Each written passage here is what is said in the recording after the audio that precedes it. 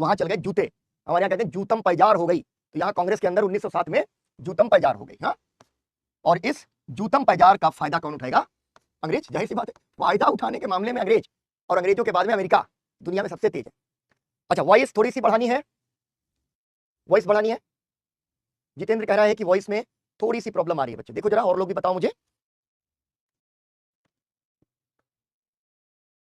हाँ बताओ, वॉइस में कोई प्रॉब्लम है? जितेंद्र का कहना है, जितेंद्र का कहना है। आशुतोष, मजेदार बात है कि हीरो तो वही है, मतलब एक तो है सुपरस्टार, लेकिन वो मल्टी स्टारर फिल्म बनने वाली है। वॉइस क्लियर है, क्लियर है। चलो, मल्टी स्टारर मूवी है, सारे हॉलीवुड बॉलीवुड के स्टार लाके एक ही जगह डाल दिए, एक से एक बढ़कर के हीरो मिलेंगे हमको।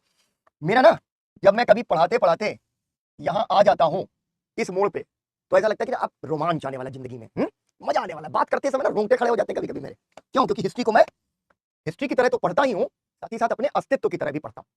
प्रिया भी कह रही है कि थोड़ी सी ज्यादा करवा दीजिए। ठीक है, ठीक है, कर दो भाई। हाँ, एक सेकंड, जरा ये वॉइस का सही हो जाए।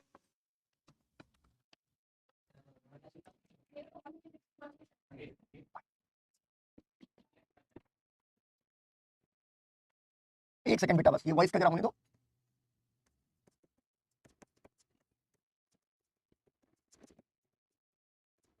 ठीक है ना? अब देखो जरा, क्लियर हो गई? हाँ हरमीत बिल्कुल सही कह रहा है, पूरी मॉडर्न इंडिया पे एक फिल्म बननी चाहिए, और मेरी बड़ी तमन्ना है कि उस फिल्म का जो है ना स्क्रिप्ट मैं लिखूं, रिसर्च और स्क्रिप्ट मेरे हाथ में हो। और मैंने चूंकि फिल्म और टेलीविजन के लिए रिसर्च किया हुआ है, तो इसलिए मुझे बड़ा इंटरेस्ट आता है। और जैसे मैंने पोरस पर, ठीक है, सिकंदर और पोरस की हुई थी लड़ाई, जो हुई थी लड़ाई तो मैं क्या करूं, एक गाना है पुराना ना, तो पोरस पर एक फिल्म बननी थी, उसका पिच मैंने तैयार किया। फिर बाद में शायद उसमें उन्होंने कोई सीरियल वीरियल बनाया या नहीं बनाया, मुझे नहीं पता है। ठीक है, आवाज है ना? तो वो पोरस पे मैंने रिसर्च किया, फिर कस्तूरबा गांधी पे रिसर्च किया, कस्तूरबा पे एक प्लॉट बना, फिर चंद्रशेखर आजाद पे रिसर्च किया। चंद्रशेखर आजाद पर रिसर्च कर रहा था, तो एक छोटी सी कहानी सुनो फिर चलते हैं आगे। अब चंद्रशेखर आजाद पे रिसर्च चल रही, और उसमें मुझे एक किताब में एक प्रसंग मिल गया। प्रसंग क्या था कि चंद्रशेखर आजाद एक मंदिर में भेष बदल के छुपे हुए थे। ठीक है ना? अरे वाह, तुम भी चाय पी रहे हो, मैं कॉफी पी रहा हूं, है ना? चलो, तो वो एक मंदिर में छुपे हुए थे भेष बदल के, और वहां पर एक मंदिर में ठाकुर साहब आते थे, तो देखा कि हट्टा कट्टा नौजवान है, 20-21 साल का, स्मार्ट सा, विद्वान मालूम देता है। तो बोले कि अरे भाई, हमारे बच्चों को आप पढ़ा दीजिए, आप यहाँ कहाँ मंदिर में पढ़े रहते हैं, हम आपको रहने की जगह वगैरह दे देंगे। तो चंद्रशेखर आजाद ने कहा ठीक है भाई, बच्चे पढ़ा देते हैं। तो आजाद जो है उनके घर चले गए, उन्होंने अपनी हवेली में पहली मंजिल पे कमरा दे दिया। अब भैया आ गया यहाँ पर ना इस स्टोरी में एक रोमांटिक टर्न, अभी चालू हुई है अमित।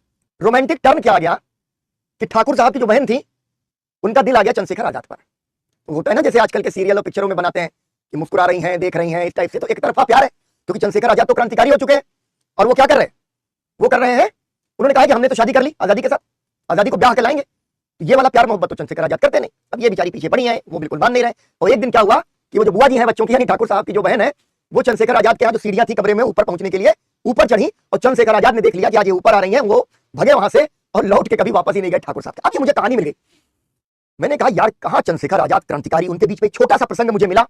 अगर मैंने इसको दे दिया, ठीक है ना, इन टीवी वालों को, तो ये ससुरे 3 एपिसोड तो खाली इस पर बना देंगे कि चंद्रशेखर आजाद ऊपर बैठे मूंछों पे ताव दे रहे हैं, और नीचे वो जो है जीने के पास खड़ी मुस्कुरा रही। मैंने कहा नहीं दूंगा, बर्बाद करेंगे ये लोग। मेरा टीवी पर और न्यूज चैनल्स पर विश्वास बहुत पहले उठ गया था, है। तो मैंने कहा कि ये, इसने बोला ना, हरमीत ने, कि सर एक फिल्म बननी चाहिए, तो मैंने कहा चलो फिल्म वाला प्रसंग हो जाए, ठीक है, चलो आ जाओ। तो अब भैया क्या हो गया, हमने कहा कि कांग्रेस में हो गई जूतम पैजार। इसका लाभ कौन उठाएगा? जाहिर सी बात है, इसका फायदा उठाएंगे अंग्रेज। ठीक, इसका लाभ उठाने के लिए तैयार बैठे, फायदा उठाने के लिए अंग्रेज तैयारी है। अभी तक तो इन्होंने कुछ किया नहीं, नरमपंथी जो कुछ कह दे रहे थे उसी का उल्टा काम करना इनको। और अभी जैसे ही कांग्रेस में विभाजन होता है, तो एक संवैधानिक प्रस्ताव था, एक संविधान जो है उसमें सुधार किया जाएगा, यानी जिस तरीके से भारत का राज्य चल रहा है उसमें सुधार होगा। इन्होंने सुधार का चारा फेंक दिया। इसका मतलब समझना, आगे आगे भी समझते तुम लोग चले जाओगे, ठीक है। अब इन्होंने क्या किया कि नरमपंथियों को खुश करना है। नरमपंथी जो है उनको क्या करना है, धड़े को खुश करो, क्योंकि कांग्रेस पर कब्जा इन्होंने कर लिया है। 1907 में कांग्रेस पर कब्जा इन्होंने कर लिया।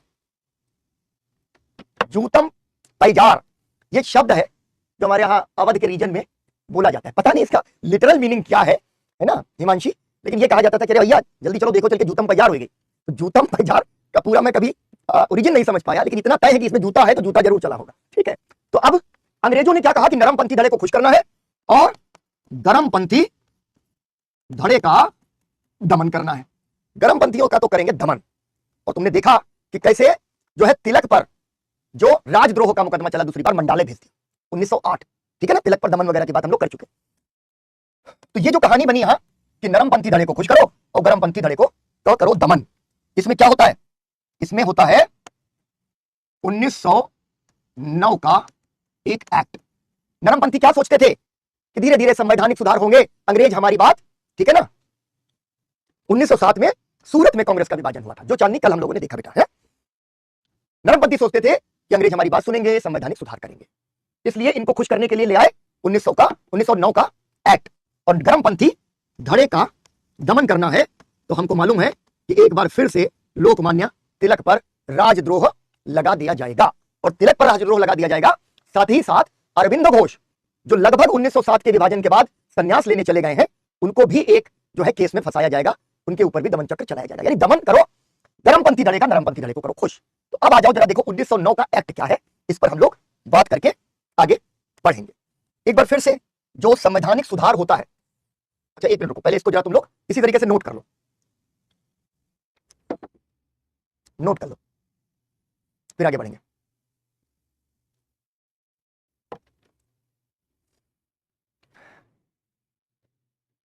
अच्छा किसी ने लिखा था, शायद ज्ञानेश ने लिखा था कि अहिल्याबाई होलकर पर रिसर्च कर रहा। सुजीत कह रहा है कि एडोल्फ हिटलर और उनकी पत्नी जो है ईवा ब्राउन का अनुसंधान करता हूं।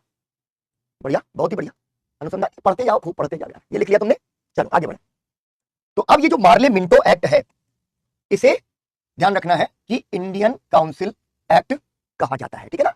मार्ले मिंटो एक्ट या इंडियन काउंसिल एक्ट। और ये जो इंडियन काउंसिल एक्ट है, इसमें सबसे महत्वपूर्ण चीज जो आपको ध्यान रखनी है वो लिखी है सबसे आखिर में। मुस्लिमों को पृथक निर्वाचन, ये मैं हट गया हूं सामने से ताकि तुम लोग इसको लिखते रह सको, ठीक है, क्योंकि बच्चे कहते हैं कि सर सामने से हट जाइए, इसलिए मैं हट गया कि पहली चीज नहीं, सबसे आखिरी चीज पर सबसे पहले ध्यान देना है। क्या है वो? कि मुस्लिमों को पृथक निर्वाचक मंडल, अभी इस पर हम लोग बात करेंगे, ये मुस्लिमों को पृथक निर्वाचक मंडल आखिर होते क्या है, ठीक है,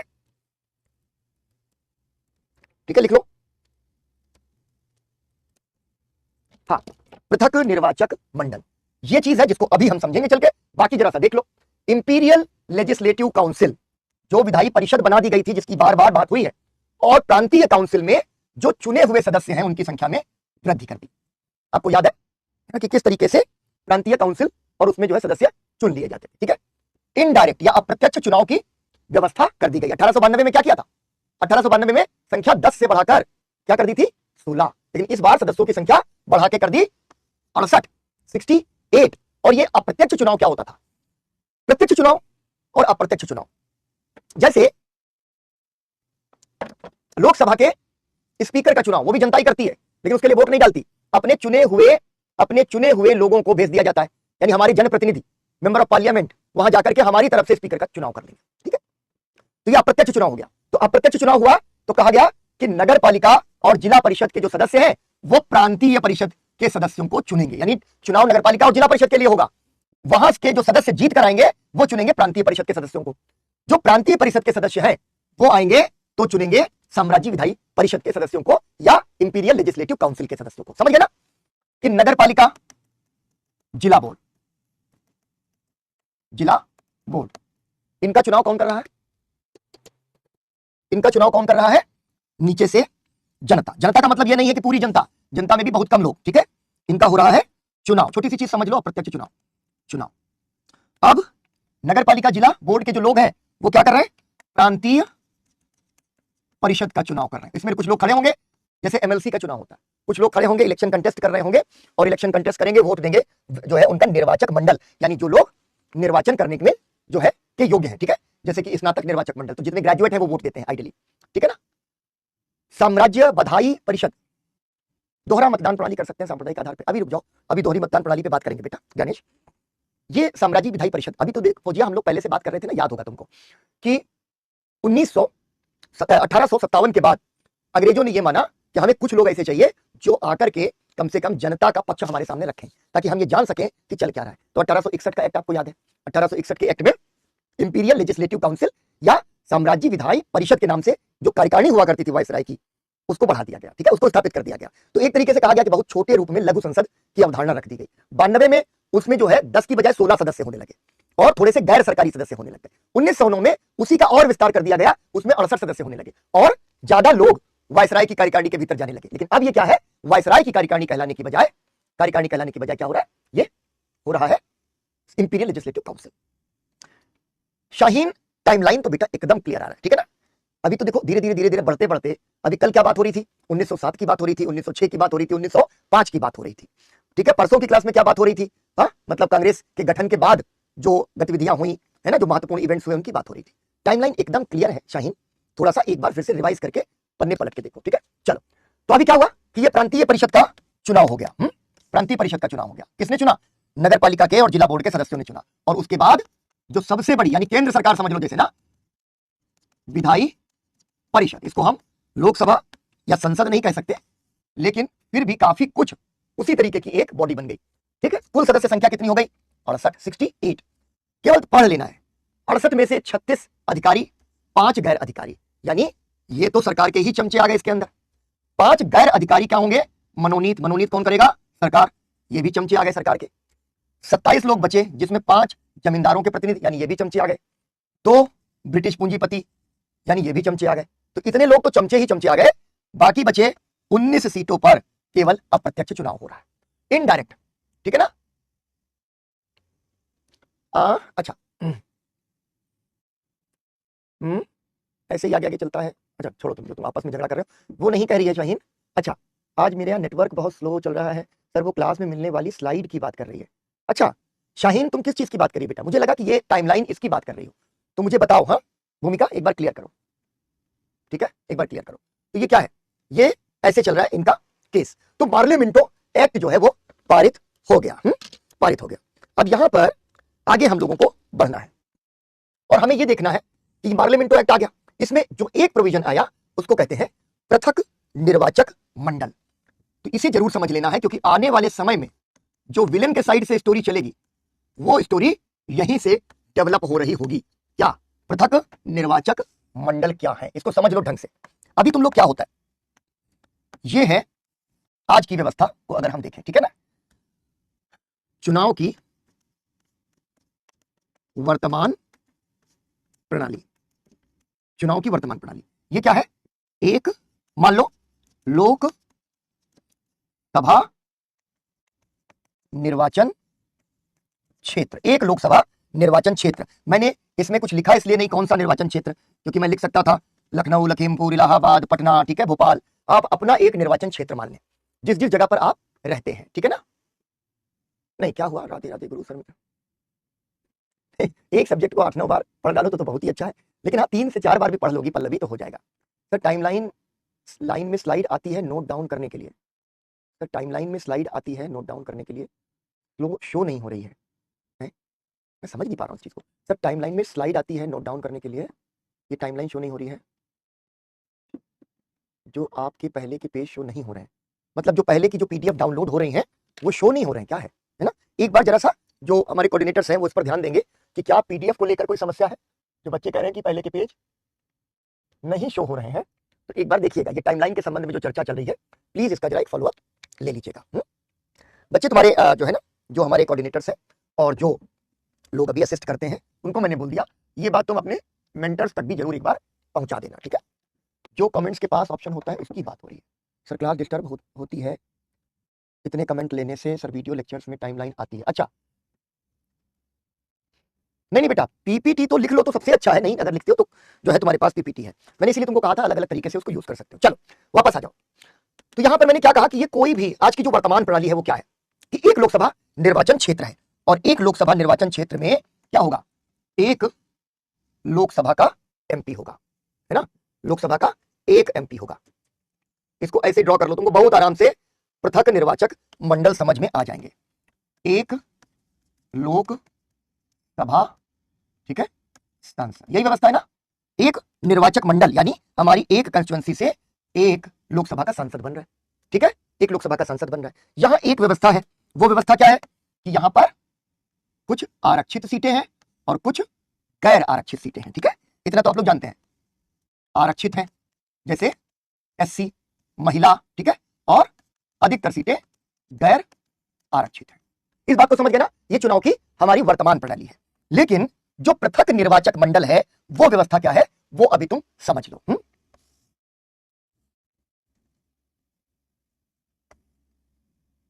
पृथक निर्वाचक मंडल की प्रणाली, ठीक है, पृथक निर्वाचक मंडल प्रणाली, ठीक है। ये यहां पर भी हम क्या लिख रहे हैं, एक निर्वाचन क्षेत्र, ये कोई भी हो सकता है। अभी तो लोकसभा, राज्यसभा वगैरह हम लोग लिख सकते हैं, लेकिन ये कोई भी चुनाव हो सकता है जहां पर पृथक निर्वाचक मंडल लागू हो, प्रांतीय विधानसभा का भी, केंद्रीय विधानसभा का भी और लोकल बॉडी का। लेकिन ये जो पूरी की पूरी निर्वाचक मंडल है, इसमें एमपी बनेंगे 2, ठीक है, यही इसका खेल है, इसको समझ लो, क्योंकि कभी कभी बच्चे इसको समझ नहीं पाते हैं। एक सामान्य सीट इसके लिए चुनाव होगा और एक आरक्षित सीट इसके लिए चुनाव होगा। और यहां पर एक हमने इसलिए लिखा क्योंकि अभी केवल और केवल हम बात कर रहे हैं मुस्लिम आरक्षित सीट की, ठीक है। तो अब क्या हुआ, फर्क कहां पर हो गया, फर्क हो गया कि एक सीट सामान्य है और एक सीट है आरक्षित मुस्लिम सीट, ठीक है। और ये हो गया हमारा इस वाली सामान्य सीट से पृथक, यानी पृथक निर्वाचक मंडल, पृथक निर्वाचक मंडल। तो इसमें इन्होंने किया क्या, मुस्लिम लीग को 1906 में पैदा कर दिया, यानी उसकी स्थापना करवा दी, ठीक है, करवा दी। अरे भाई क्या चल रहा है, ये सब झगड़ा क्या हो रहा है।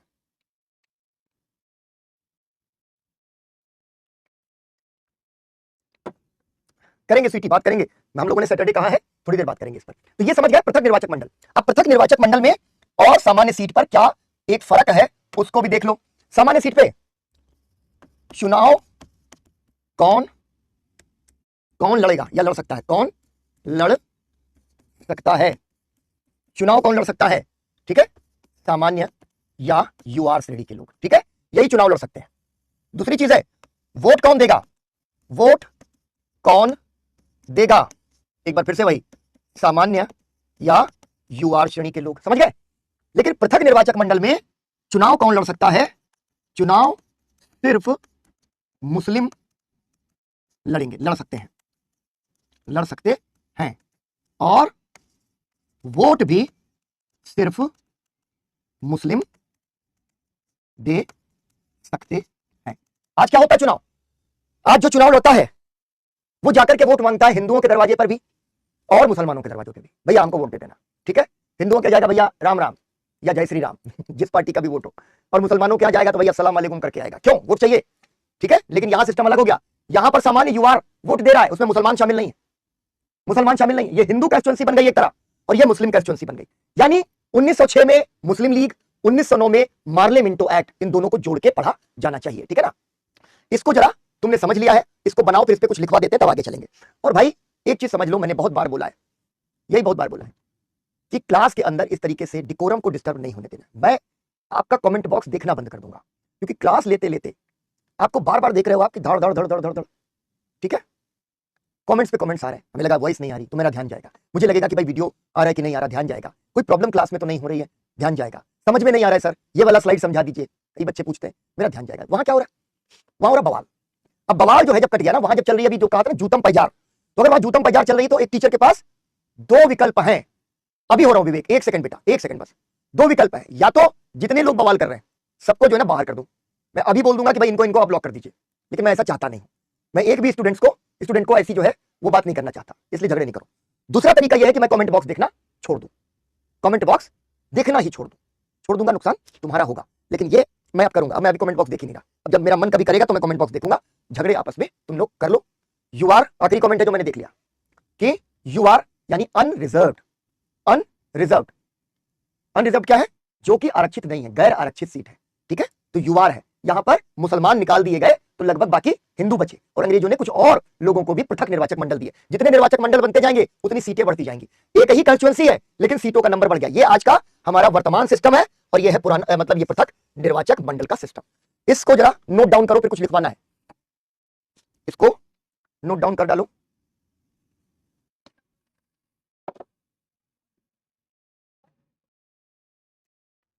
ठीक है, 30 सेकंड। जरा सुंदर सुंदर जैसे बोर्ड्स बनने ना, करोल बाग तक इंडिया के नोट्स मुझे दिखाओ, जिसमें ऐसे ऐसे कॉन्सेप्ट्स ना बिल्कुल अच्छा नहीं लगता है। ठीक है, चलो अब जरा इसके नीचे लिखो, हेडिंग डाल दो पृथक निर्वाचक मंडल। पृथक निर्वाचक मंडल,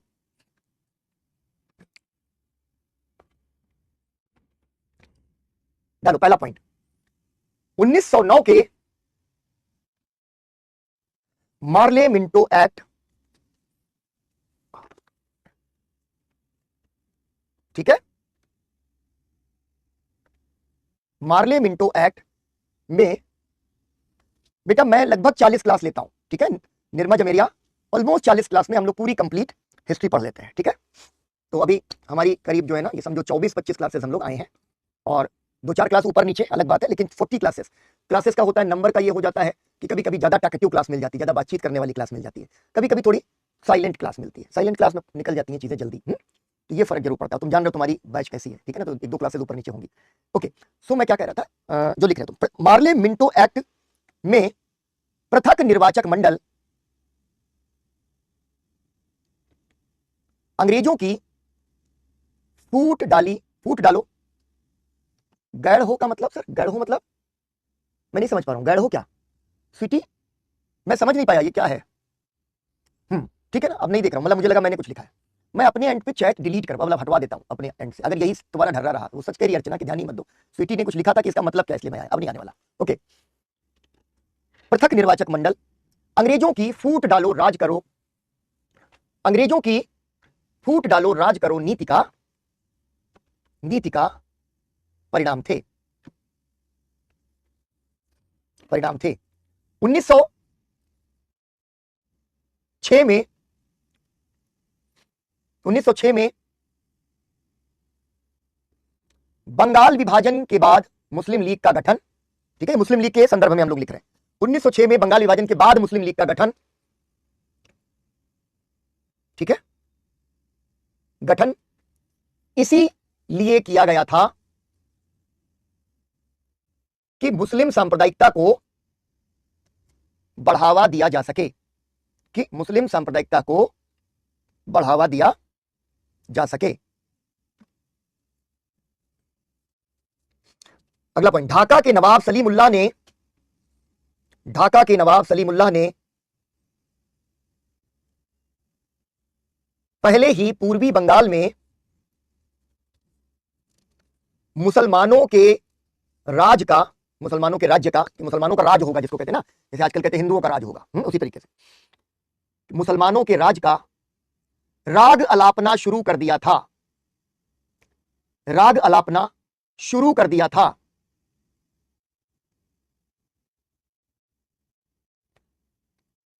अगला पॉइंट, पृथक निर्वाचक मंडल या मुस्लिमों के लिए पृथक निर्वाचक मंडल ने,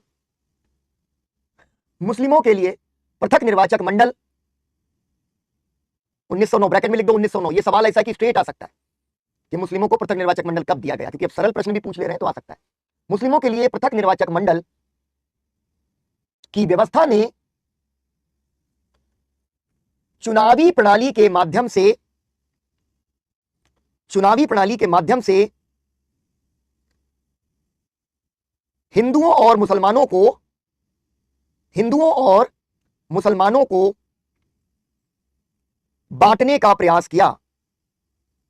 हिंदुओं और मुसलमानों को बांटने का प्रयास किया। नेक्स्ट पॉइंट, ये बहुत इंपॉर्टेंट है, समझ लो इसको, जिससे आगे बहुत बढ़िया समझ में आने लगेगी सांप्रदायिकता। अगला पॉइंट लिखो, एक निर्वाचन क्षेत्र में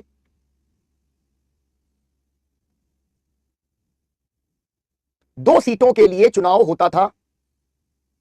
2 सीटों के लिए चुनाव होता था।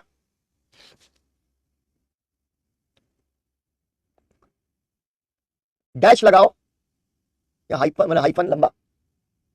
एक सामान्य निर्वाचन क्षेत्र तथा दूसरा मुस्लिम आरक्षित क्षेत्र। राग अलापने का मतलब है बार बार एक ही बात कहना।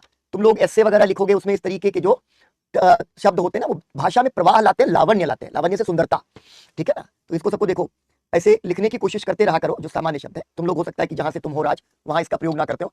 हमारे यहाँ कहते हैं कि क्या सवेरे से एक राग अलाप रहे हो, ठीक है ना, तो राग को अलापना बार बार बार बार। चलो, एक मुस्लिम आरक्षित क्षेत्र, अगला पॉइंट लिखो। सामान्य सीट के प्रत्याशियों को, सामान्य सीट पर केवल सामान्य वर्ग के प्रत्याशी ही, केवल सामान्य वर्ग के प्रत्याशी ही चुनाव लड़ सकते थे, जबकि मुस्लिम आरक्षित सीट पर केवल मुसलमान।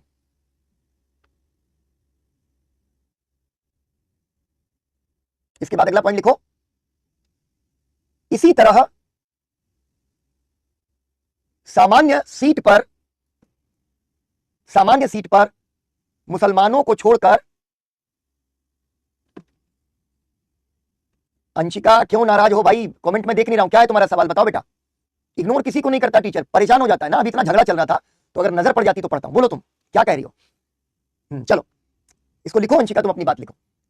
हाँ, सामान्य सीट पर मुस्लिमों को छोड़कर, सामान्य सीट पर मुस्लिमों को छोड़कर अन्य लोग वोट करते थे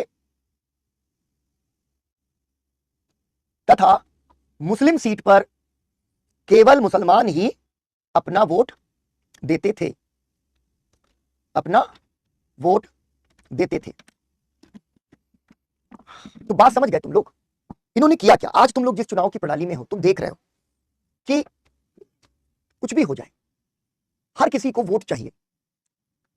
आमतौर पर यह माना जाता है कि भारतीय जनता पार्टी जो है वो, उसे मुसलमानों के वोट नहीं चाहिए, ऐसा माना जाता, लेकिन चाहिए। ट्रिपल तलाक का जब मुद्दा आया, ट्रिपल तलाक का, तो यही कहा गया कि भाई ट्रिपल तलाक की वजह से मुस्लिम औरतों ने अपने आप को स्वतंत्र महसूस किया, इसलिए बीजेपी को वोट दे दिया। या वक्फ बोर्ड का भी मुद्दा आया तो यह कहा जा रहा है कि वक्फ बोर्ड का जो मुद्दा है, इससे कई बड़े तबके हैं मुसलमानों के जो वक्फ बोर्ड से नाराज थे, वो बीजेपी को वोट दे देंगे। यानी बार बार ये बात आ रही है, क्योंकि बीजेपी को अगर मुसलमानों के भी वोट आ जाए तो आज 38-39% वोट है, वो 45-46-48% पहुंच जाएगा, ठीक है ना। तो यहां पर क्या है कि एक निर्वाचन क्षेत्र है, सब लोग, सारा पूरा का पूरा निर्वाचक मंडल, यानी जितने भी एडल्ट हैं, जितने भी लोग जिनका वोट है, वो सब एक प्रत्याशी चुन रहे हैं। हो सकता है कि कहीं पर कोई प्रत्याशी जीते, वो हिंदू हो, कोई मुसलमान होगा, कोई सिख होगा, कोई हो सकता है ईसाई और पारसी और बौद्ध और जैन भी हो जाए, क्योंकि एक निर्वाचक मंडल। तो समाज को, ठीक है, आपस में विभाजित कर दिया गया। अंशिका बेटा, तुम्हारा कमेंट जब तुमने कहा कि सर मैं आपकी स्टूडेंट हूं, मेरा भी जवाब दीजिए, इग्नोर मत करिए, तब मैंने देखा, लेकिन तुम्हारा जो कमेंट है वो कहीं ऊपर निकल गया, अब उसको मैं नीचे नहीं ला सकता, है ना, वो कहीं ऊपर चला गया, मैंने उसको देखा नहीं। तो तुम अपने कमेंट को फिर से यहां पे पोस्ट कर दो, तो मैं उसका जवाब दूंगा, ठीक है। चलो, तो ये हो गए पृथक निर्वाचक मंडल, यानी समाज को बांटने की एक कोशिश इन्होंने कर दी। अब थोड़ा सा इस दौरान हम हल्का सा यहां से अलग हटेंगे, कांग्रेस की कहानी से थोड़ा सा अलग हट जाते हैं। हमने देखा था चापेकर बंधुओं का केस, और चापेकर बंधुओं के केस के साथ, अंशिका क्लास नोट्स में वो पीपीटी मिला है, जाके चेक करो, दोबारा किया है, नहीं दिखा रहा है प्रिया। अच्छा, किस क्लास में है ये बता दो, लेक्चर नंबर मैं देख लूंगी। अच्छा, तो मेरे ख्याल से ये तुम लोग आपस में बात कर ले रहे हो ना। प्रिया, अंशिका जो है वो शायद क्लास की पीपीटी या पीडीएफ के नोट्स की बात कर रही थी, तो शायद तुम ये बात कर रहे हो। अच्छा ठीक, अंशिका, वरना मुझे फिर से इसको तुम कमेंट करो बेटा। चलो, अब हम जरा उस स्टोरी में आ जाते हैं। चापेकर बंधुओं ने क्या किया, जो प्लेग कमिश्नर था रैंड, प्लेग कर्मचारियों को लेकर गुस्सा था, तो प्लेग कमिश्नर को गया, धम धम धम मार दी गोली, ठीक है, क्या नाम था, रैंड को जो है ना, उसने गोली मार दी। फिर नाटू भाइयों पर मुकदमा और देश निकाला, फिर लोकमान्य तिलक पर देश निकाला, ठीक है। तो यहां पर क्या हुआ, यहां पर जो है क्रांतिकारी गतिविधियों का विकास हो रहा है। और यहां अगली जो हम कहानी अब करने जा रहे हैं वो बड़ी इंटरेस्टिंग है, वो है क्रांतिकारी गतिविधियों का, या गतिविधियों की शुरुआत हो चुकी। अब देखो 1857 हुआ, 1857 में भाई हथियार उठाए गए, लेकिन हमने देखा कि 1857 के बाद अंग्रेजों ने भारतीयों को कर दिया निहत्था, ठीक है, निहत्था, आर्म्स एक्ट ले आए। और आर्म्स एक्ट जो थे वो इसीलिए लाए गए थे कि भारतीय अब भविष्य में कभी भी हथियार ना रख सके, हथियार ना रख सके, तो निहत्थे हो गए। लेकिन भाई निहत्था कोई बात नहीं, ब्रिटिश साम्राज्य कितना भी बड़ा साम्राज्य हो, लेकिन जब जनता में अपने शोषण से, अपनी गुलामी से जब गुस्सा आता है, तो लोग अपने दांत और नाखून से लड़ने लग जाएंगे, हथियार छोड़ दीजिए। तो यहां क्रांतिकारियों के बीच में एक गुस्सा आ रहा है, और गुस्सा जब आ रहा है, वो बढ़ भी रहा है, नरमपंथियों की राजनीति को देखकर कि भाई ये तो अंग्रेजों की कभी कभी तारीफ भी करते हैं, भले ही किसानों के बारे में, भारतीयों के शोषण के बारे में, भारत की अर्थव्यवस्था के शोषण के बारे में, भारतीयों के प्रतिनिधित्व के बारे में, सेना पर उल जुलूल खर्चे के बारे में बात करते हैं, जो हम लोगों ने देखा था। लेकिन युवा जो है, युवा वर्ग, तुम्हारे जैसा युवा वर्ग, इसीलिए जैसे ना तुम लोग जब कभी भड़कते हो तो मैं नहीं भड़कता, मैं तभी भड़कता हूं जब मुझे भड़कना चाहिए। क्यों? तुम्हारा खून गर्म है। कहा जाता है ना युवा है तो तुम्हारा खून गर्म है। अंशिका भड़केगी तो मैं कहूंगा बेटा तुम फिर से कमेंट करोगे, युवा है, तुम लोग भी बच्चे हो, छोटे हो, तो यहाँ क्या है, खून गर्म है, तुरंत क्रांति करने निकल चलोगे। हम लोग क्रांति करके तुम्हारी उम्र में शांति की ओर प्रस्थान कर चुके हैं, ठीक है। तो यहाँ क्या युवाओं के बीच में गुस्सा है। वो गुस्सा क्या है? वो गुस्सा में वो कह रहे हैं कि ऐसे अंग्रेज नहीं डरेंगे, ऐसे अंग्रेज नहीं डरेंगे, अंग्रेजों को डराना, ठीक है। तो ये क्या है? हिंसक गतिविधियां करनी पड़ेंगी, यानी कि हिंसा करेंगे तो ही अंग्रेज डरेंगे, ठीक। तो रणनीति क्या है? बहुत ही सिंपल। बोले स्कीम क्या है? तो स्कीम समझाई। बोले स्कीम सिंपल है, जहां मिले अंग्रेज वहीं पर उसको टपकाने की नीति है, ताकि इनको डर लगने लग जाए भारतीयों के साथ गलत बर्ताव करने में, ठीक है। तो अंग्रेजों को भयभीत करने की नीति, अंग्रेजों को भयभीत कर दिया जाए, अंग्रेज घबरा जाए। इस कोशिश में क्या होता है? पहली चीज जो बहुत ही बुनियादी है कि क्या किया जाएगा? हिंसक गतिविधियां, कहीं ना कहीं कोई हिंसा कर दी जाएगी। जब जगह जगह हिंसा होने लग जाएगी तो अंग्रेज, ठीक है, बढ़िया बेटा अंशिका मिल गया, बहुत बढ़िया, अच्छी टीम है तुम्हारी भाई, तुम लोग आपस में इसको निपट लेते हो। मैं ये भी देख रहा था कि कितने सारे बच्चे अंशिका की हेल्प करने आ गए। तो क्या है पहली चीज? हिंसक गतिविधियां, हिंसक गतिविधियां शुरू कर देंगे, और जब जगह जगह हिंसक गतिविधियां होनी शुरू हो जाएंगी तो जाहिर सी बात है कि एक समय के बाद अंग्रेजों को डर लगने लगेगा और अंग्रेज हमें छोड़ के चले जाएंगे। अब हिंसक क्रांतियां, हिंसक गतिविधियां दो तरह की हो सकती है, एक हो सकती है सामूहिक और एक हो सकती है वैयक्तिक, है ना। सामूहिक और वैयक्तिक क्या है? जैसे भगत सिंह, तुम जानते हो, तुम उस जुड़ी कहानी को ही मैं सुना रहा हूं। भगत सिंह ने क्या बनाया? HSRA, अभी आगे पढ़ेंगे, अभी कोई लोड नहीं लेना, लेकिन वो पूरा ग्रुप था। आज ही की क्लास में हम अगर पढ़ पाए तो पढ़ेंगे क्या? गदर आंदोलन, सामूहिक हिंसा, यानी समाज में बड़ा वर्ग, व्यापक वर्ग हिंसा पर उतारू हो जाए, 1857। लेकिन अंग्रेजों ने कुचल दिया, दमन कर दिया है। इसलिए एक बार जब दमन हो जाता है तो फिर कुछ समय तक शांति रहती है। तुम सबके सब बच्चे हो, तुम्हारी तो जो बचपन की मेमोरी है वो टाइमलाइन में बहुत दूर नहीं गई है। मुझे जब याद है कि मैं अपने घर में, हम और मेरी बड़ी बहन दोपहर में सोते नहीं थे, खेलते रहते थे, और घर में हमारे जो बड़े भाई बहन है, मम्मी है, ठीक है, पापा है, वो सब दोपहर में भाई सो भी रहे। अगर छुट्टी है पापा की तो पापा भी है, सो रहे। अब हम लोग खेल रहे ही। अब उसमें कई बार सोते सोते आवाज आई, लेकिन यार बच्चे थोड़ी देर तो चुप रहे, फिर ही। उसके बाद क्या होता था? बड़ी बहन जब या माँ जब धर की कुटाई कर देते थे दोनों लोगों की, तो अगले 5-7 दिन हम लोग शांत रहते थे। इस बात का विशेष ख्याल रखते थे कि अभी हमको फिर से कोई शैतानी नहीं करनी है, वरना कुटाई जो है फिर से हो सकती है। तो याद रहती ताजा मेमोरी। तो 1857 में क्या हुआ है? 1857 में इतना बुरा दमन कर दिया है अंग्रेजों ने कि सामूहिक गतिविधि, ठीक है ना, सामूहिक गतिविधि जो है उसकी संभावना खत्म हो गई है। तो यहां पर क्या होगा? हिंसक तो ही है, यह कार्यवाही वैयक्तिक भी हो गई है, या व्यक्तिगत हिंसा। कहने का मतलब है कि भाई ज्यादा लोग नहीं है हमारे पास, हम अकेले हैं, या हम 2 भाई हैं, या हम 3 भाई हैं, दैट इज ऑल। भैया बहन मिलकर के 2 लोग, हम लोग ये तय करें, ठीक है, हम लोग ये तय करें कि हम लोग जो है अंग्रेजों को मारेंगे, ठीक है। अब इसमें चल क्या रहा है? दुनिया के कुछ हिस्सों में इस तरीके के आंदोलन चल रहे हैं, उससे इनको प्रेरणा भी मिल रही है, ठीक है।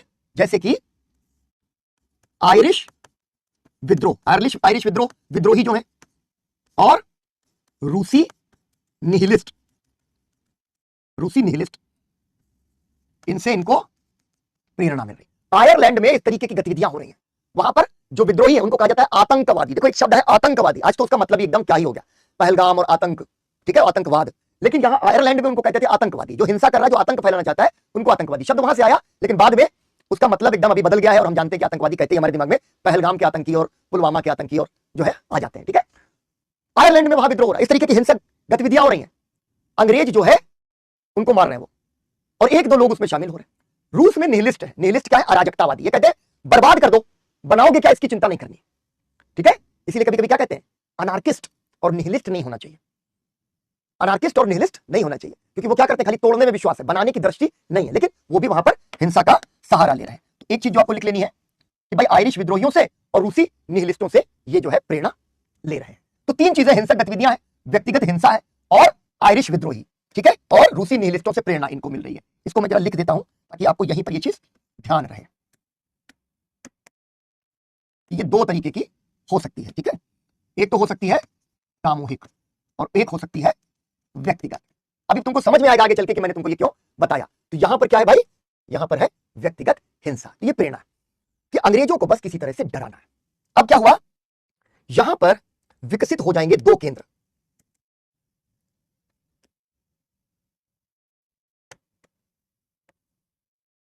ठीक है, क्रांतिकारी गतिविधियों का जो आरंभ होता है तो एक बार फिर से दो केंद्र विकसित होंगे। और पहली बार में जब ये केंद्र विकसित हो रहे हैं तो एक केंद्र जो है वो विकसित होगा बंगाल।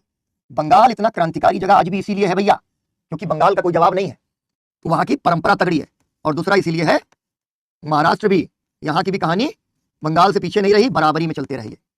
तो ये दो केंद्र विकसित हो गए, क्रांतिकारी गतिविधियों के दो केंद्र यहां पर विकसित हो गए, एक महाराष्ट्र और दूसरा बंगाल। ठीक है, इसको ऐसे ही आप जरा बना लीजिए, फिर हम लोग आगे चलते हैं। अभी डराना है, अभी डराना है। ये जिस चरण की हम बात कर रहे हैं इसमें राज स्वराज ये सब ज्यादा सोचा विचारी नहीं है। ठीक है, सीधे सीधे कार्यवाही करनी है, और वो कार्यवाही जो है वो किसी अंग्रेज की हत्या, किसी कमिश्नर की, किसी डिस्ट्रिक्ट मजिस्ट्रेट की, इस तरीके की हत्या है। तो इसको जरा ऐसे ही लिख लो। ठीक है, अब जरा इसको जहां ड्रॉ किया है उसके नीचे एक बॉक्स बना लो, क्योंकि कुछ गतिविधियां हैं जो छुटपुट गतिविधियां हैं, उनको एक एक करके लिख लेंगे, और कुछ गतिविधियां हैं जो बड़ी हैं जिनके बारे में अलग से पढ़ेंगे। तो बॉक्स बनाओ इसके नीचे और लिखना शुरू करो। ये भी बना लेना, ये भी बना लिया होगा, 30 सेकंड ले लो, इसको आराम से ड्रॉ करो।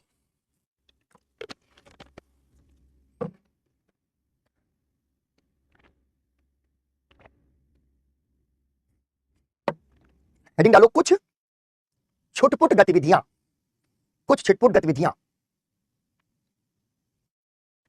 पहला बुलेट पॉइंट लिखो, पूना में चापेकर बंधुओं द्वारा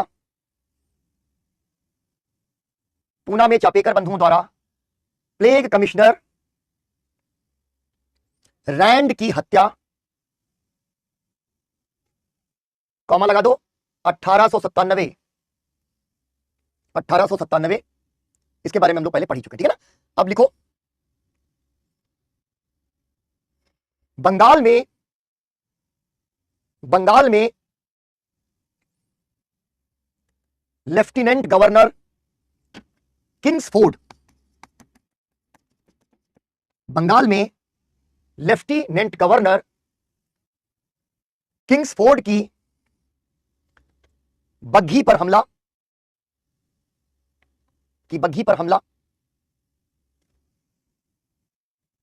पूर्ण विराम, कॉमा लगाओ, 1907।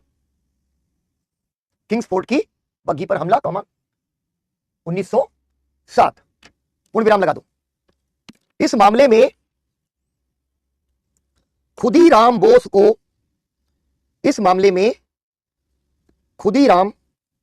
बोस को फांसी की सजा सुनाई गई।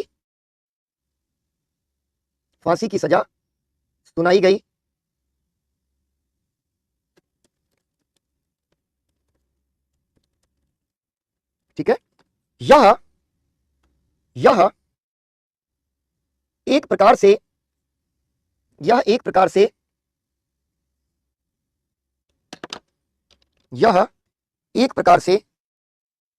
क्रांतिकारी आंदोलन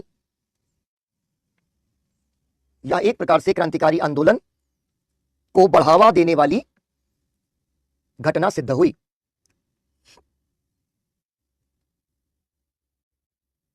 ठीक है ना, घटना सिद्ध हुई।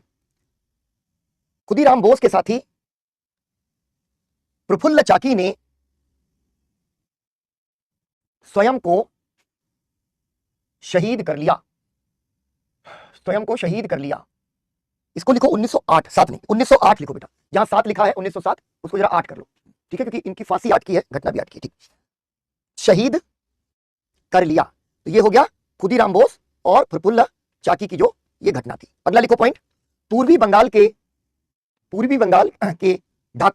ढाका सब जानते हो, राजधानी बना दी थी पूर्वी बंगाल की ना। पूर्वी बंगाल के ढाका में क्रांतिकारियों द्वारा क्रांतिकारियों द्वारा हथियार आदि खरीदने के लिए डकैती का प्रयास किया गया, डकैती का प्रयास किया गया, जिसे बर्रा डकैती, जिसे बर्रा डकैती या बारह डकैती, जिसे बर्रा डकैती या बारह डकैती कहा जाता है। ठीक है। पुलिन बिहारी दास द्वारा संगठित 1908 की यह डकैती, 1908 की यह डकैती क्रांतिकारियों द्वारा ज्ञात पहली डकैती है। क्रांतिकारी द्वारा, काकुरी नहीं बेटा, काकुरी नहीं, काकुरी अभी दूर है। क्रांतिकारियों द्वारा ज्ञात पहली डकैती है, क्योंकि काकोरी एक बड़ी डकैती है, आगे चल के देखेंगे 24 में पड़ी, 1924 में डाली थी। ठीक है। लेकिन क्रांतिकारियों द्वारा डाली गई पहली ज्ञात डकैती बर्रा डकैती है, और इसी वजह से यूपीएससी इस पर सवाल पूछ चुकी है, बर्रा डकैती पर। तो यहां सवाल आएगा कहां से, इसकी समझ ही देख करके हम लोगों को अंदाजा लगेगा। ठीक है। ये पहली ज्ञात डकैती है, और इसमें पुलिन बिहारी दास का नाम तुमको याद रखना चाहिए। कि बाकी अब कुछ उससे पूछे ना पूछे, पुलिन बिहारी दास का नाम पूछ सकते हैं। ठीक है ना। अगला लिखो, 1912 में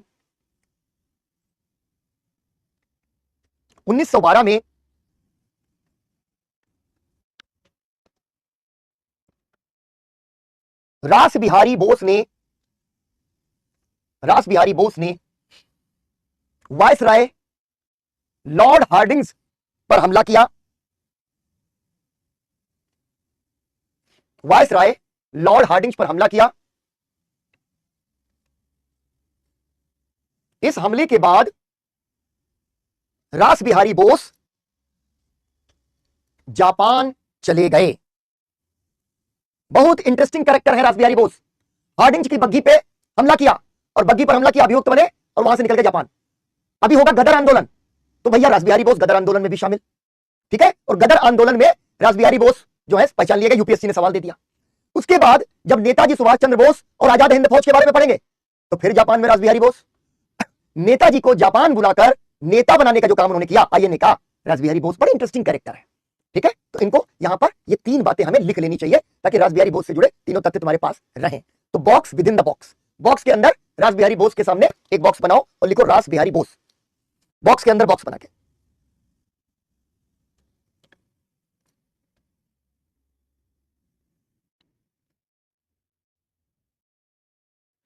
ठीक है। रास बिहारी बोस, पहला बुलेट पॉइंट हो गया। लॉर्ड हार्डिंग्स पे हमला, दूसरा बुलेट पॉइंट लिख लो, सब समझ में आ जाएगा अभी। गदर आंदोलन में भागीदारी, या गदर विद्रोह भी कहते हैं, आंदोलन भी कहते हैं, भागीदारी। तीसरा लिखो, आजाद हिंद फौज का गठन, आजाद हिंद फौज का गठन। ये तीन चीजें तुमने लिख ली। अब देखो आगे बढ़ते हैं। हमने कहा कि ये हो गई कुछ व्यक्तिगत कार्यवाहियां। एक आदमी, दो आदमी, उसको दिमाग में आया और जाकर के उसने कहा कि आज हमारे दिमाग का ना पुर्जा हिल गया है, आज हम अंग्रेजों को छोड़ेंगे नहीं। बदला, ठीक है ना, बदला। और वो जो बदला है उसी से प्रेरित होकर के व्यक्तिगत कार्यवाहियों को अंजाम दिया गया। लेकिन बदला काफी नहीं है, सामूहिक गतिविधियां करनी होंगी, और सामूहिक गतिविधियों के लिए संगठन बनाने पड़ेंगे। तो इन्हीं में संगठनों का भी निर्माण होना शुरू होता है, जिसमें से कुछ बहुत महत्वपूर्ण है। अनुशीलन समिति, युगांतर, अभिनव भारत, इस तरीके के प्रयास भी लगातार चल रहे थे। कि व्यक्तिगत कार्यवाहियां तो व्यक्तिगत कार्यवाहियां हैं जिनको हमने देखा, लेकिन कुछ सामूहिक प्रयास चल रहे थे। और वो सामूहिक प्रयास क्या थे, जो महत्वपूर्ण सामूहिक प्रयास हैं उनको आप जरूर देख लीजिए। ठीक है ना, एक सेकंड, उनको आप जरूर देख लें। कहां चला गया यार, रुको एक मिनट।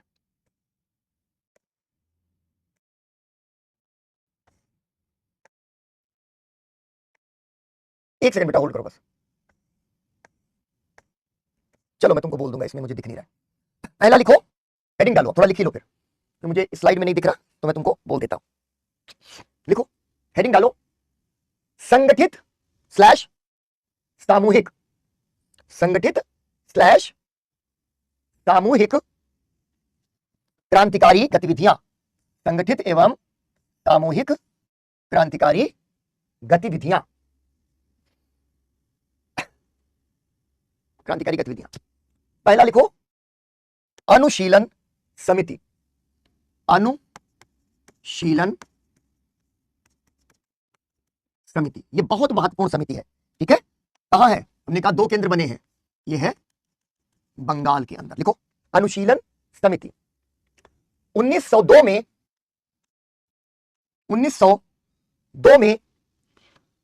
प्रौमथनाथ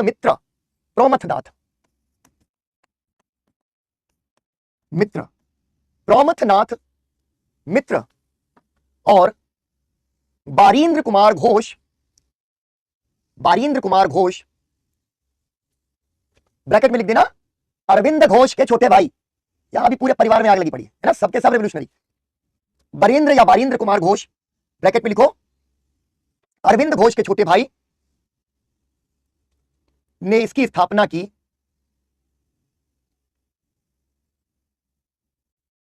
आरंभ में यह शारीरिक व्यायाम एवं आत्मरक्षा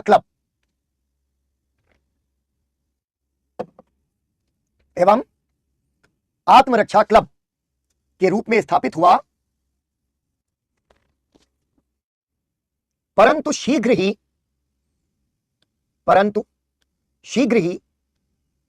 क्रांतिकारी गतिविधियों का अड्डा बन गया।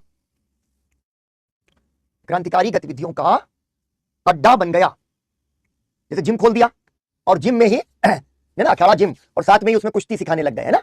तो उस तरीके से शुरू हुआ, धीरे धीरे रेवोल्यूशनरी एक्टिविटीज हो गई। अन्य महत्वपूर्ण नेता, डैश लगाओ।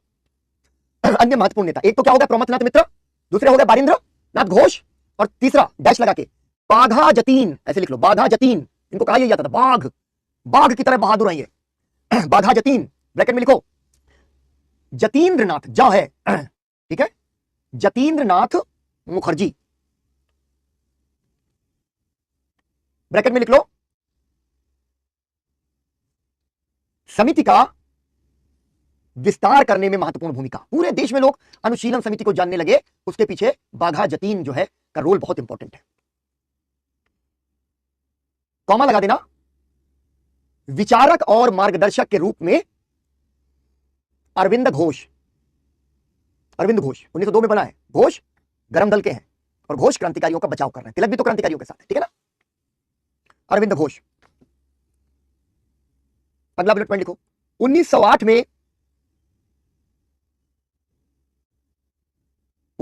में किंग्सफोर्ट की बग्घी पर हमला अनुशीलन समिति की प्रेरणा से हुआ था।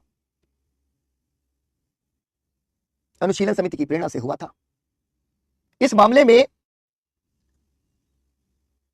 में बारींद्र घोष को आजीवन सजा, ऐसा कहा गया। ये जो है दोनों जिन्होंने हमला किया किंग्सफोर्ट की बग्घी पर, इनको जो है कहीं ना कहीं जो है खुदीराम बोस को और प्रफुल्ल चाकी को बढ़ावा दिया है बारींद्र घोष और अनुशीलन समिति ने। इसलिए उनको क्या हुआ, बारींद्र घोष को आजीवन कारावास की सजा हुई और अरविंद घोष को बरी कर दिया गया। बरी हो गए, बच गए। अरविंद घोष को बरी कर दिया गया। इस घटना को, इस केस को हेडिंग की तरह से, हेडिंग नहीं मतलब बोल्ड कर देना या अंडरलाइन कर देना या इसको एक बॉक्स में डाल देना जैसे मैं डालता हूं ना। इस केस को अलीपुर बम केस या अलीपुर षड्यंत्र केस, अलीपुर बम केस या अलीपुर षड्यंत्र केस 1908 के नाम से जाना जाता है। दूसरा, फिर बंगाल में ही चलेंगे। युगांतर।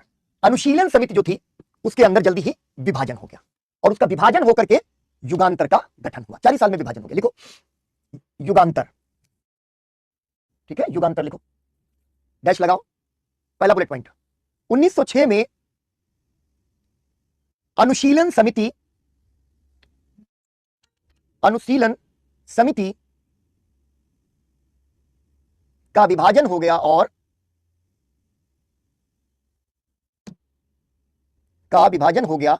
और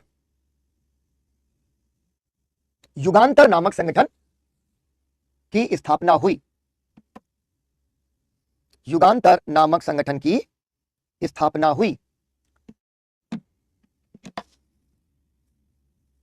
फौजिया बेटा समझा दिया है। क्रांतिकारी आंदोलन में पहले व्यक्तिगत कार्रवाइयों पर बात कर ली है और अब मैंने समझाया यही था कि हिंसक कार्रवाइयां दो तरह की हो सकती हैं, ठीक है, सामूहिक या संगठनात्मक और व्यक्तिगत। व्यक्तिगत पर बात कर ली, सामूहिक पर आए। यहां केवल तथ्य हैं, इसमें समझाने के लिए कुछ नहीं है। समझाना वो होता है जहां पे कुछ संकल्पना हो, ठीक है। इसमें तुम्हें लिख लो ये संगठन वाली इस तरीके की चीजें हुई, तो अनुशीलन समिति में कौन था, युगांतर में कौन था, इस तरह से लिखो। अगला बुलेट पॉइंट लिख लो। अगला बुलेट पॉइंट, युगांतर एक गुप्त क्रांतिकारी संगठन बना। युगांतर एक गुप्त क्रांतिकारी संगठन बना।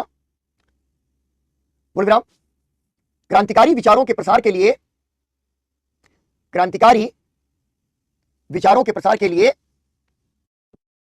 युगांतर पत्रिका का प्रकाशन किया गया। उसी नाम से पत्रिका निकाल दी, युगांतर नाम से पत्रिका निकाल दी। लिखो प्रमुख नेता। अनुशीलन समिति टूटा, युगांतर बना। वहां पर अरविंद घोष के भाई हैं।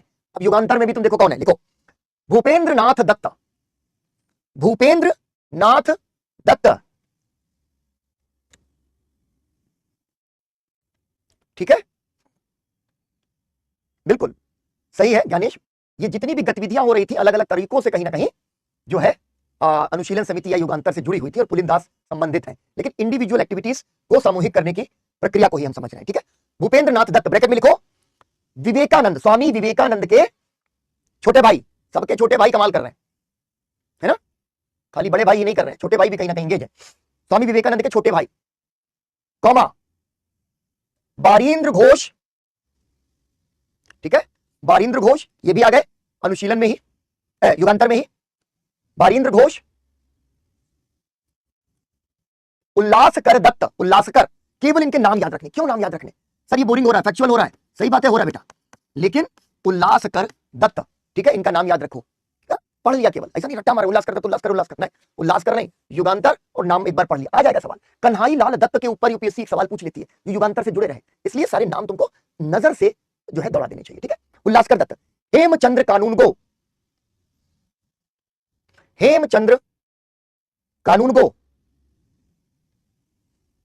कन्हाई लाल दत्त, कन्हाई लाल दत्त, ये कौन है, ये सब नेता हैं इनके बड़े बड़े। कन्हाई लाल दत्त, ठीक है। अगला लिखो युगांतर भारत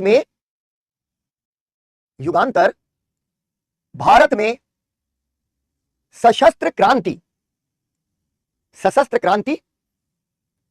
के लिए प्रयासरत था और फ्रांस एवं जर्मनी से हथियारों की तस्करी आदि के लिए प्रयासरत रहा, ठीक है ना। कन्हाई लाल ने मुइर सेंट्रल कॉलेज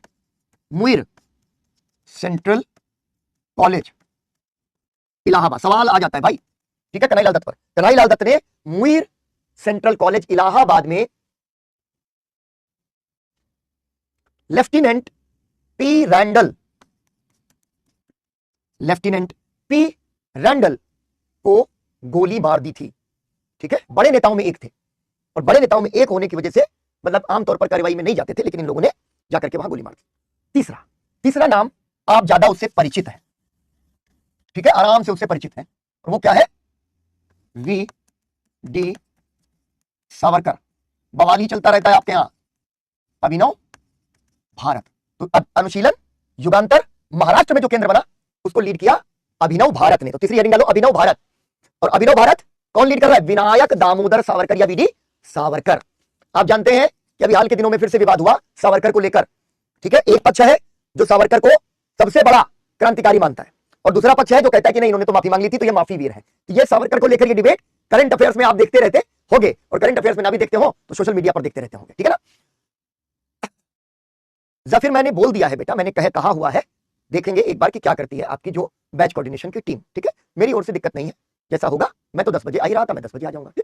चलो, तो अभिनव भारत और सावरकर, सावरकर बड़ा इंटरेस्टिंग एक जो है ना चरित्र है स्वाधीनता संग्राम के। उनके कुछ पक्ष आप देखेंगे तो वो बहुत अच्छे हैं, और कुछ पक्ष उनको देखेंगे तो आपको लगेगा कि नहीं ये तो उन्होंने ठीक नहीं किया। लेकिन कुल मिलाकर इतिहास इतिहास होता है, हमें इतिहास के जो क्रूड फैक्ट्स हैं, जो कच्चे तथ्य हैं, उनको आपके सामने रख देना है। सावरकर पर जो सवाल है, ठीक है ना, सावरकर पर जो सवाल है वो प्रीलिम्स में आ सकता है, मेंस में भी सवाल सावरकर पर नहीं पूछा जाना है, जैसा मैं अनुमान लगाता हूं, ठीक है ना।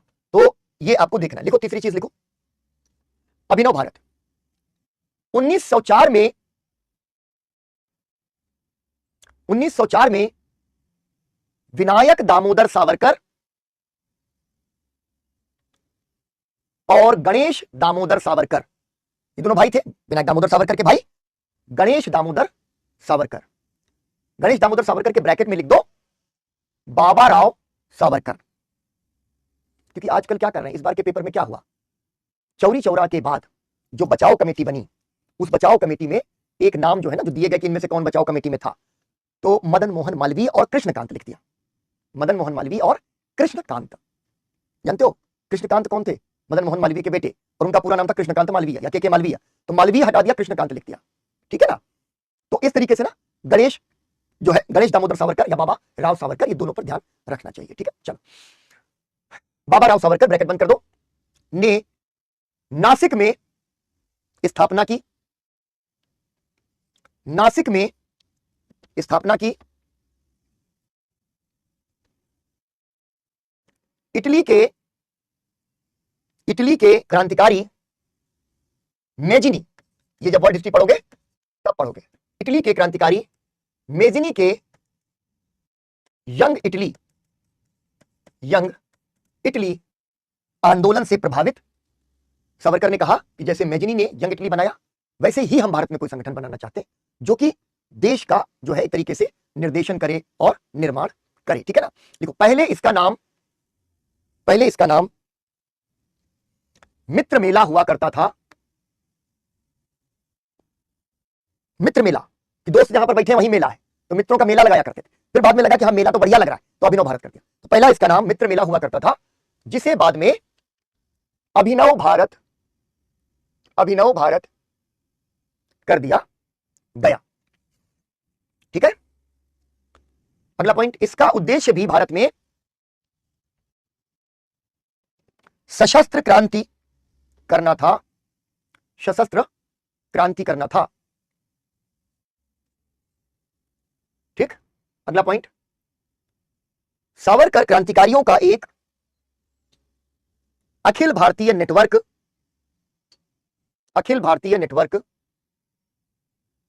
स्थापित करना चाहते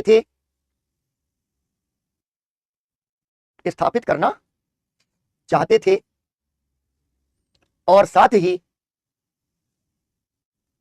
विदेशों से सहायता प्राप्त करना, देश में लड़ाई चल रही है, दूसरे देशों से हमें जो सहायता मिल सकती हो, और ठीक है, पहले मित्र मेला बनाया था, ठीक है, और विदेशों से सहायता लेना भी उनका उद्देश्य था, सहायता लेना भी उनका उद्देश्य था, ठीक है। लिखो, इसी में एक अगला पॉइंट लिखो, उसकी सब हेडिंग जैसा बनाना, अंडरलाइन करके, नासिक षड्यंत्र केस, नासिक षड्यंत्र केस 1909, नासिक षड्यंत्र केस 1909। लिखो, अभिनव भारत से जुड़े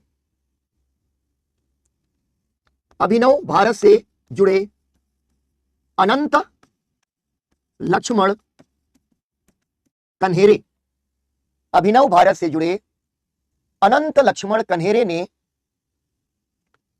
नासिक के कलेक्टर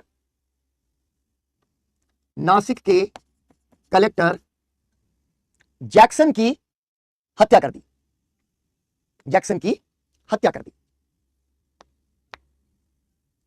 इस केस, ये केस समझ लेना, क्योंकि सावरकर पर मेरा मानना है कि प्रीलिम्स में कोई सवाल आने वाले कुछ दिनों में जरूर आएगा, इसलिए इसको देख लेना। और सबसे ज्यादा, ठीक है ना, बिल्कुल ज्ञानेश पूछो, सबसे ज्यादा सावरकर पर यह सवाल तो आएगा ही कोई ना कोई आने वाले सालों में। दूसरी चीज है कि अभिनव भारत से जुड़ा हुआ या नासिक षड्यंत्र केस से जुड़ा हुआ सवाल आएगा, इसलिए हम लोग एक आने वाले समय में एक सवाल की गारंटी लेना चाहता हूं मैं। अभी तक जो है नहीं आया, ये थोड़ा आश्चर्य है, इसलिए कह रहा हूं। देखो इस केस में गणेश सावरकर को साजिशकर्ता माना गया और उन्हें अंडमान की सेल्युलर जेल, अभी इसकी भी कहानी सुनेंगे, अंडमान की सेलुलर जेल या काला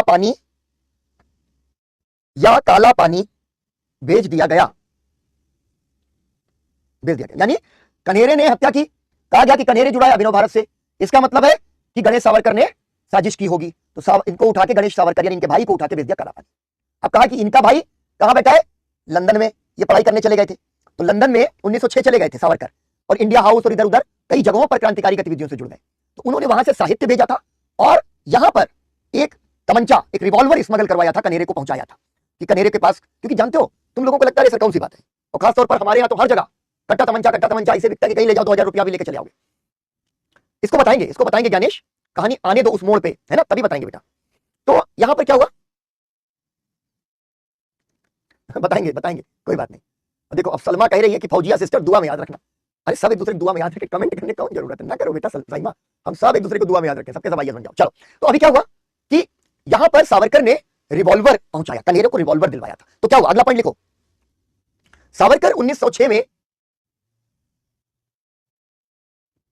लंदन चले गए थे और वहां स्थित इंडिया हाउस में सक्रिय थे। अभी इंडिया हाउस क्या है, ये कहानी आगे, जितना कुछ लिख रहे हो बोल रहे हो सारा स्टोरी समझ में आना ही आना है। इंडिया हाउस में सक्रिय थे। उन्होंने लंदन से क्रांतिकारी साहित्य तथा रिवॉल्वर का इंतजाम करवाया था। बहुत मुश्किल था, अंग्रेज इतनी सख्ती रखते थे कि एक रिवॉल्वर लाना ना असंभव काम था, असंभव। तो रिवॉल्वर का इंतजाम करवाया था। इस आरोप में ब्रिटिश पुलिस ने, अब ये थे कहां, लंदन में थे, लंदन इंग्लैंड में था, यहां सरकार अंग्रेजों की थी, हत्या अंग्रेजों की हुई थी, इसलिए कहा गया कि भैया पकड़ो वो तुम्हारे यहां है, ठीक है। इस आरोप में ब्रिटिश पुलिस ने, ज्ञानेश वो जो पिस्टल थी वो गांधी जी की हत्या में इस्तेमाल हुई थी, ठीक है, वो गांधी जी की हत्या में इस्तेमाल हुई थी, यहां पर नहीं। तो इस आरोप में लंदन पुलिस ने उन्हें, या ब्रिटिश पुलिस ने उन्हें गिरफ्तार कर लिया और एस मोरिया नामक जहाज पर, या जहाज से उन्हें भारत लाया जा रहा था। सवाल पूछ सकते हैं, एस मोरिया नामक पानी का जहाज निम्न में से किस चीज के लिए चर्चित है, ऐसा पूछ देंगे। वास्को डिगामा का जहाज था, पहला स्टेटमेंट। दूसरा स्टेटमेंट जो है जापान से कनाडा के, जो है कनाडा लेकर के जा रहा था जिन यात्रियों को, तो गदर आंदोलन से जोड़ दिया।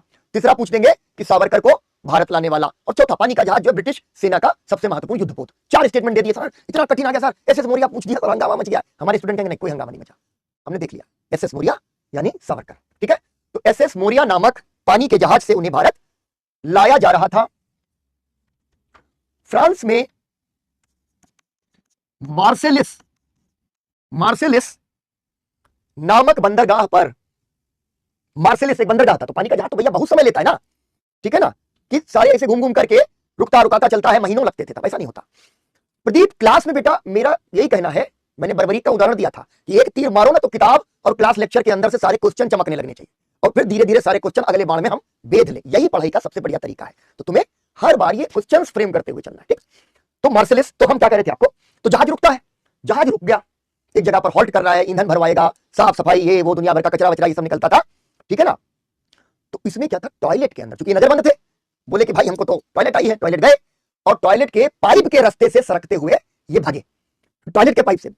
बड़ा सीन बड़ा खराब रहा होगा, लेकिन सावरकर भागे, वहां से भागे, निकले, पानी में गए, पानी से तैर के मार्सेलिस जो है बंदरगाह के थल पर आ गए। लेकिन हुआ क्या कि फ्रांस की जमीन पर जब पहुंचे तो ये गायब है हल्ला मचा। तो फ्रांस की जो पुलिस थी, ब्रिटिश गार्ड ने उनको सूचित किया, फ्रांस की पुलिस ने इनको पकड़ा और वापस इनको सौंप दिया। बेटा वीडी सावरकर, श्वेता वीडी सावरकर, विनायक दामोदर सावरकर, ठीक है ना। गणेश सावरकर को तो आजीवन कारावास दे दिया गया, तो वो कूद के चले गए। तो अब क्या लिखा, फ्रांस के बंदरगाह मार्सेलिस पर टॉयलेट पाइप से निकलकर उन्होंने भागने का प्रयास किया। बच्चे डीवी सावरकर नहीं प्रिया, वी डी सावरकर, विनायक दामोदर सावरकर, ठीक,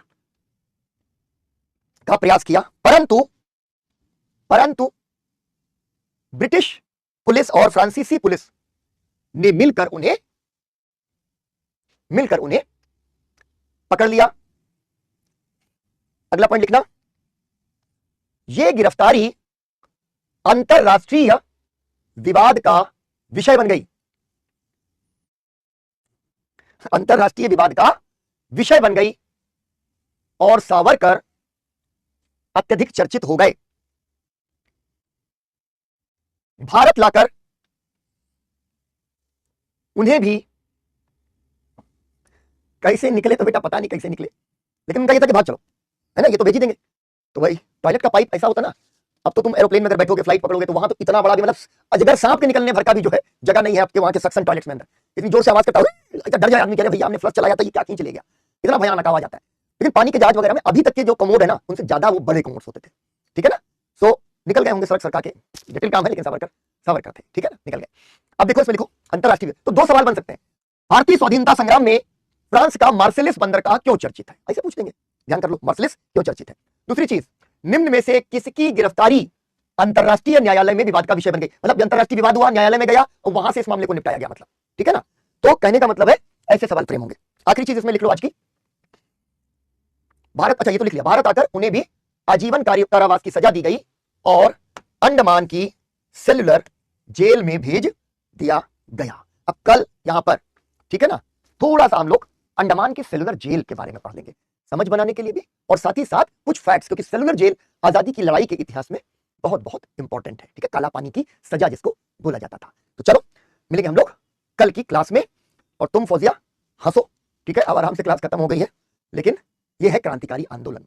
कभी कभी सोचता हूं कि आजादी की लड़ाई बड़ी मुश्किलों से लड़ी गई और हम सोचते हैं कि अरे यार हुआ होगा कुछ, ठीक है, हम उसकी कीमत नहीं समझते। चलो कल बढ़ेंगे आगे इसका।